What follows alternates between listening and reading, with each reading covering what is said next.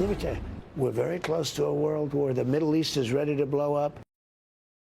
Joining me now, Mike Pompeo, former Trump Secretary of State, Fox News contributor, as the world waits with bated breath. Mr. Secretary, Blinken reportedly told the G7 that this attack from Iran and Hezbollah is imminent.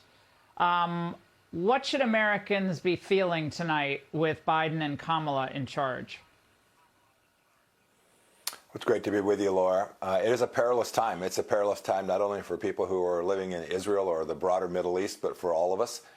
We have an administration where the president was insufficiently capable of performing his duties, that he decided not to run again, and a vice president who has allowed terrorists across our border and the Chinese Communist Party to run over the administration. And so as we see these tensions continue to increase in the Middle East, and the Israelis attempting to defend their own sovereignty, and America that's refused to defend its own, I think we are all at a heightened risk, and we're at a very perilous moment in American history, and frankly, history for Europe and the world.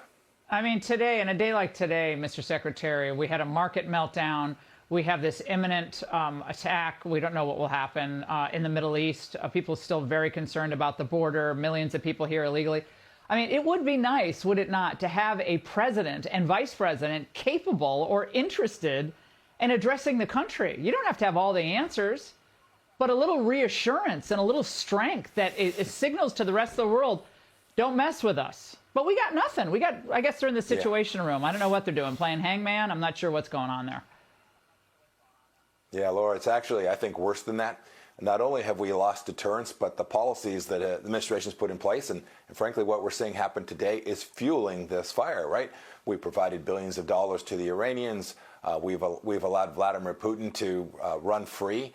We've told the Ukrainians you can't do the basics of using weapon systems to defend yourself. These are all things that give the bad guys courage and tell our friends and allies, hey, don't hang around the Americans. That's a dangerous place to be.